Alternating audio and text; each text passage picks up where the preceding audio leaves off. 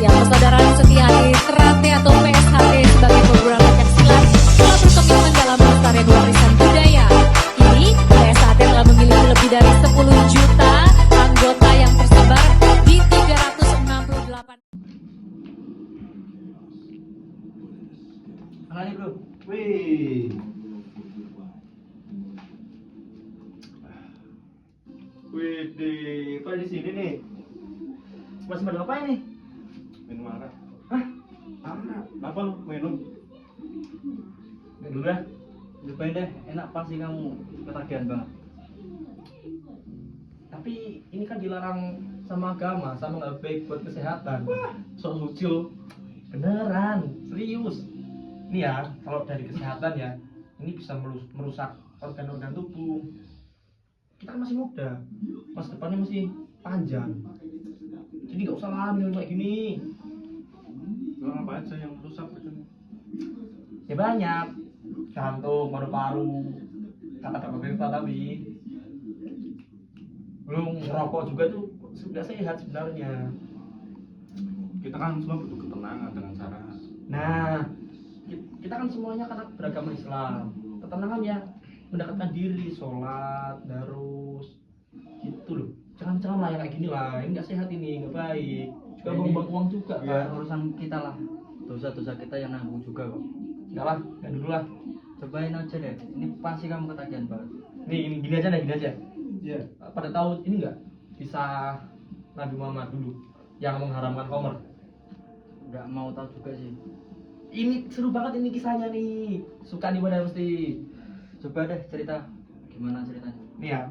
Jadi dulu khamr ini adalah minuman khas atau apa ya? Kebiasaan orang-orang Arab zaman dahulu. Jangan minum dulu, biar asik. Duluan diminum. Cerita sambil minum itu bisa meringankan isi kepala. Gitu ya. Tapi ini nggak baik nanti di masa depannya gitu. Kata siapa kamu itu? Nah beneran.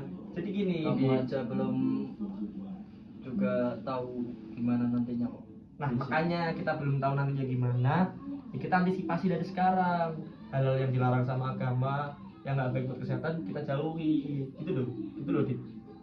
Jadi zaman dulu itu Nabi Muhammad mengharamkan khamr ini nggak secara langsung, nggak langsung di stop ini Ini bro, nggak boleh minum. Tapi diharamkan secara bertahap. Jadi larangannya itu dibagi jadi 3 tahap. Yang pertama tahap awal. Tahap awal ini dulu sahabat Nabi ini diberi pengertian tentang khamr ini tidak sehat, terus juga bisa menghilangkan akal kesadaran yang menyebabkan nanti jadi tidak fokus bekerja, mudah emosi dan lain sebagainya. Nah, di tahap pertama ini masih bisa diterima oleh sahabat karena mungkin perlahan mulai dikurangi. Lalu masuk ke tahap kedua, yaitu dijauhkan dari ibadah.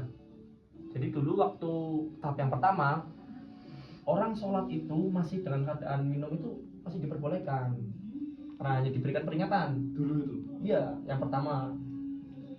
Lalu yang kedua kan tadi dijauhkan dari ibadah. Nah ini mulai ada larangan gimana kalau sholat tidak boleh dengan keadaan mabuk, seperti ayat Al-Quran apa itu lupa, nanti dicek sendiri lah. Yang penting yang berbunyi intinya janganlah engkau sholat dengan keadaan mabuk.